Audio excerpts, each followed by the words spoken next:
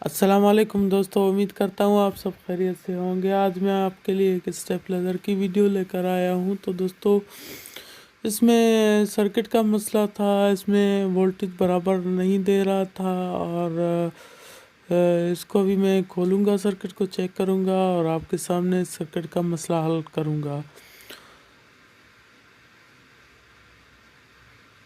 तो दोस्तों, सबसे पहले ये कहना चाहता हूँ कि मेरी वीडियो को आखिर तक देखें, लाइक करें, कमेंट करें, शेयर करें, सब्सक्राइब करें और बेल आइकन को प्रेस करें। उससे ये होगा कि हमारी हर नई आने वाली वीडियो आपको सबसे पहले मिलती रहेगी और आप उससे कुछ ना कुछ फ़ायदा हासिल करते रहेंगे।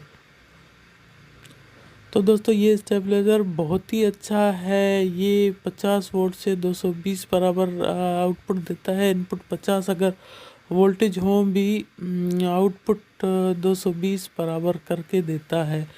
ये बहुत ही अच्छे स्टेबलाइज़र हैं, लेकिन इसमें ये है कि ये ऐसी सर्किट है, अगर इसकी ऐसी ख़राब हो जाती है तो फिर इसकी ऐसी तकरीबन ज़्यादा जगहों पर नहीं मिलती। जो बड़े शहर हैं वहाँ पर हो सके मिल जाए, लेकिन ज़्यादातर नहीं मिलती। अभी मैं इसके वीआर घुमा कर चेक कर रहा हूँ, वीआर काम कर रहे हैं कि नहीं कर रहे। दूसरा भी काम नहीं कर रहा है, ये तीसरा भी काम नहीं कर रहा है, ये चौथा भी काम नहीं कर रहा है। हाँ, अलबत्ता ये थोड़ा बहुत कर रहा है, लेकिन फिर भी मैं पहले वीआर चेंज करूँगा, उसके बाद फॉल्ट चेक करूँगा।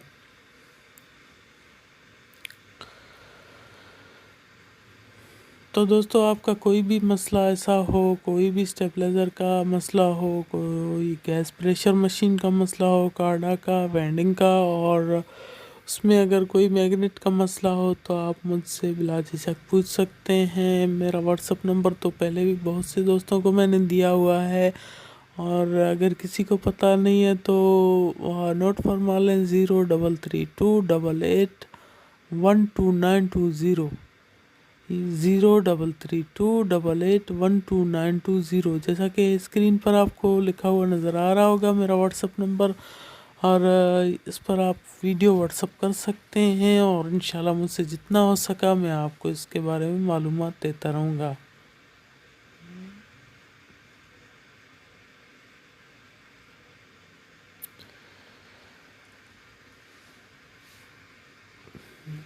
तो दोस्तों, इसमें पहले तो वीआर आपने चेंज करने हैं और नए वाले वीआर लगाने हैं। पुराने सर्किट से निकाल कर आपको नहीं लगाने, क्योंकि सर्किट के वीआर अगर आप निकालेंगे तो सर्किट में कोई प्रॉब्लम होगी या वीआर अगर ख़राब होगा तो आप तो उसको चेंज कर देंगे, लेकिन अगर काम नहीं करेगा तो आपके लिए आगे और मसला पेश करेगा।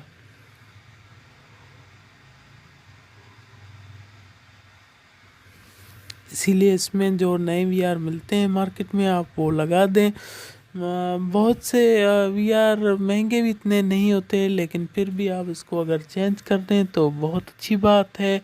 चेंज करने से इसका रिज़ल्ट बहुत अच्छा आएगा और इंशाल्लाह बहुत ही अच्छा चलेगा।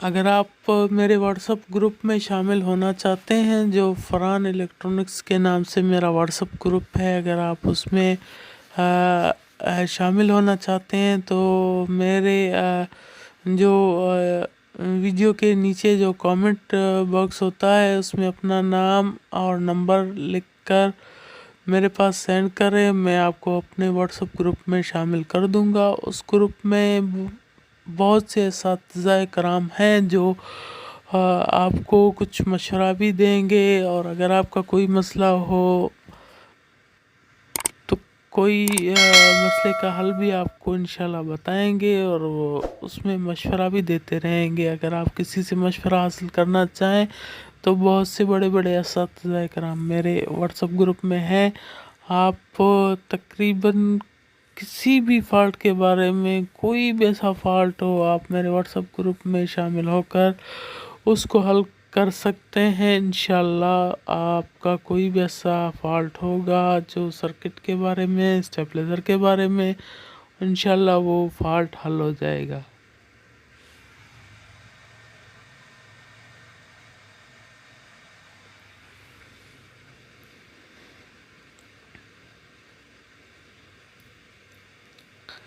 अभी मैंने वीआर चेंज कर दिए हैं, अभी इसमें टांके लगा रहा हूँ। 4 वीआर तो मैंने आपको कहा और काम नहीं कर रहे। ये 5वां वीआर भी मैंने चेंज इसलिए कर दिया, मैंने कहा 4 वीआर तो चेंज कर रहा हूँ, 5वां क्यों पुराना लगा हुआ हुए, तो उसको मैंने चेंज कर दिया। और अगर आप काम करते टाइम अगर आपका कोई भी ऐसा टांका सर्किट का अगर लूज़ हो जाता है, निकल जाता है, आप उसको पक्का कर लें, मजबूत कर लें, क्योंकि अगर कहीं से भी टांका लूज़ होगा तो ये काम सही नहीं करेगा।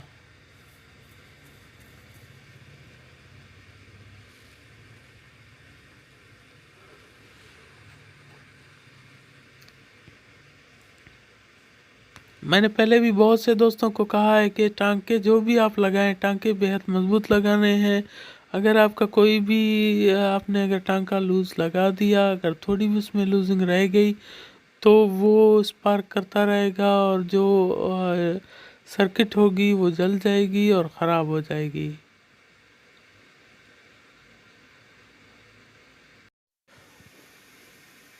इन स्टेबलाइजरों में ज़्यादातर रिले का मसला भी आता है, और जो एक ट्रांजिस्टर लगा हुआ है TIP 41 नंबर का ट्रांजिस्टर भी इसमें लग जाता है, और D313 ट्रांजिस्टर भी लग जाता है, और किसी किसी में 7812 IC लगी होती है, वो भी ज़्यादातर ख़राब होती रहती है। आप इन सब चीज़ों को चेक करें, हो सकता है इनमें से कोई ख़राब हो।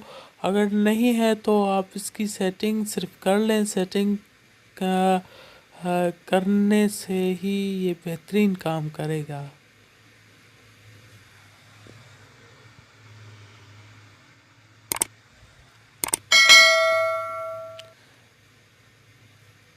और सेटिंग के बारे में मैंने पहले भी बहुत सी ऐसी वीडियो बनाई हुई हैं। अगर आपको किसी दोस्त को वीडियो देखनी है तो आप मेरे चैनल में सर्च करके देख सकते हैं कि स्टेबलाइजर की सेटिंग किस तरीके से की जाती है, तो आपको इंशाल्लाह वीडियो मिल जाएगी और आप उससे बहुत सारा फ़ायदा हासिल करेंगे।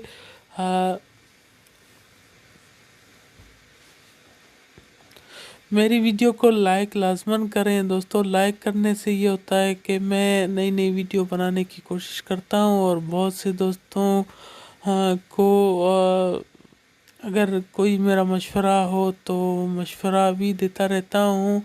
तो मेरी वीडियो को लाइक लाजमन कर दिया करें। लाइक करने से मेरी बहुत सी हौसला अफजाई होती है, और अपने दोस्तों के साथ शेयर कर दिया करें। आप व्हाट्सएप पर शेयर कर दिया करें, फेसबुक पर शेयर कर दिया करें, फेसबुक पर आप कर दिया करें, और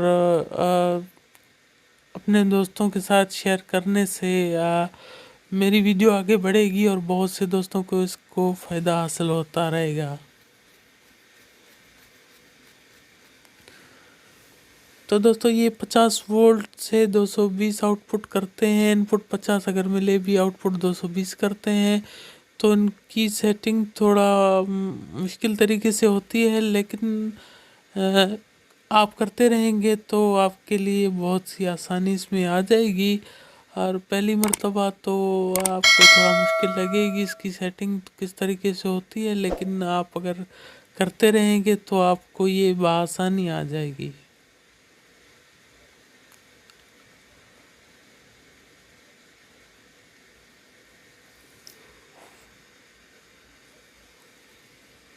जैसा कि आप देख रहे हैं मैंने सेटिंग कर ली है, और छोटा छोटा जो मीटर लगा हुआ है वो इनपुट का है। बड़े दोनों मीटर जो डिजिटल और आम सादा मीटर ये आउटपुट के मीटर हैं। छोटा छोटा इनपुट का मीटर है। आप देख रहे हैं जैसे मैं इनपुट बढ़ा रहा हूँ आउटपुट बिल्कुल सही तरीके से काम कर रहा है, और इनपुट बढ़ता जा रहा है आउटपुट सही तरीके से काम कर रहा है।